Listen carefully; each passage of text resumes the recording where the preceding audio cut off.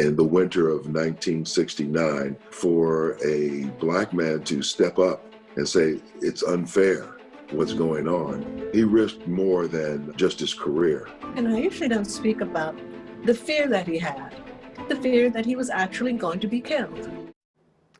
Welcome to our Black History Month special edition Sports Plus. Though Curtis Charles Flood could have been a headline player, the quiet center fielder spent much of his Cardinals career as a complimentary player on maybe the team of the 60s. He got his headlines later and for an entirely different reason. He paid the cost for the riches that players today of all sports enjoy. Curt's struggle that has benefited players of all races is the subject of tonight's Spotlight story produced by Andy Moeller. Curt Flood was at heart an artist, on the field as well as off. Out on the run, makes the catch, holy cow, he saved the ball game! The center fielder for the Cardinals was heralded by Sports Illustrated as baseball's best. He batted behind Hall of Famer Lou Brock, key to Brock's success generating offense. There's a base hit in the left field. Brock's coming in. Flood's going for two. Curt had the patience to wait to allow Lou the time to steal the bases. Lou would get on and Curt would get him over to third base after Lou had stolen second base. And lo and behold, we were up 1-0 in so many games in the first inning. In 1968, he was a part of the defending world champions, the highest paid team in baseball history at the time, making nearly $73,000 a year. He finished 5th in the league in batting and won his 6th consecutive Gold Glove. He also had a thriving art and photography business in St. Louis. Fly ball, Flood. Hey, almost caught, and he misjudges it over his head. 2 runs are going to score. But the Detroit Tigers pulled a stunning upset, winning the World Series in 7 games. And they made some comeback. They were trailing 3 games to 1. The following year, the 31-year-old Flood got into a salary dispute with Cardinals owner Gussie Busch, and his numbers dropped off as the Redbirds finished a disappointing 4th. 5 days after the season ended, Flood was traded to the last-place team, the Phillies, a city with a bad reputation for race relations. Major league players at the time lived under the reserve clause, which bound a player to a team for life or trade. It had been upheld twice previously in the Supreme Court, but the mild-mannered Flood put his foot down and refused to play in Philadelphia, no matter the cost. The money that's involved is not the important issues here. What I feel inside as a man, and I think are the most important things involved in the situation. Leaving baseball for a year or two while the case was pending almost certainly meant, given the skill requirements, that he was ending his career with this.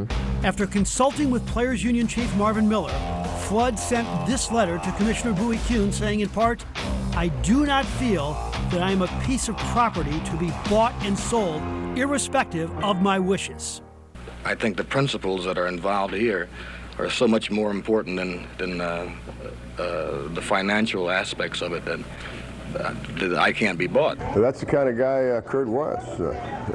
He passed up $100,000 for, at least 2 years, but he felt that deeply about it. He was a very strong individual, and it made sense. I could understand how Curt Flood would be the one to do it.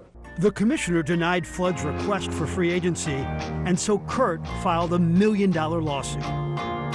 While former players like Sandy Koufax and Jackie Robinson came out in support, no current player testified on his behalf. The case went all the way to the Supreme Court, where it failed again.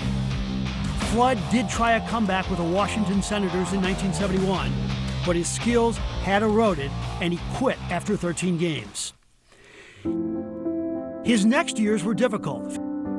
Facing bankruptcy, he moved to the island of Majorca, where he painted and opened up a bar.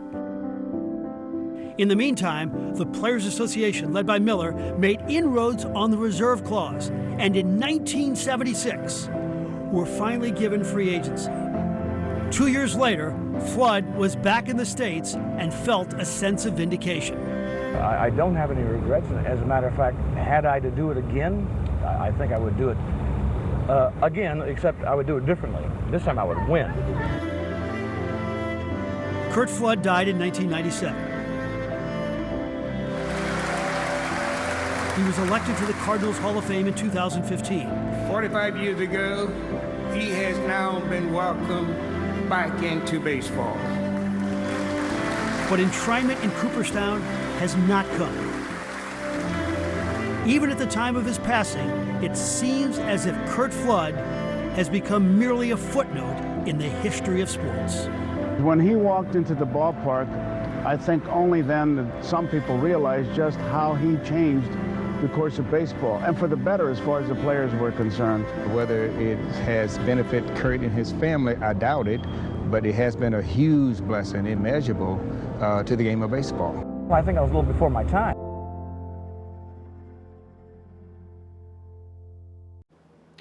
Curt won the 1969 Gold Glove, but didn't receive it during his exile from baseball. That all changed in 1993 when he was presented the award, the 7th of his career. We'll be right back.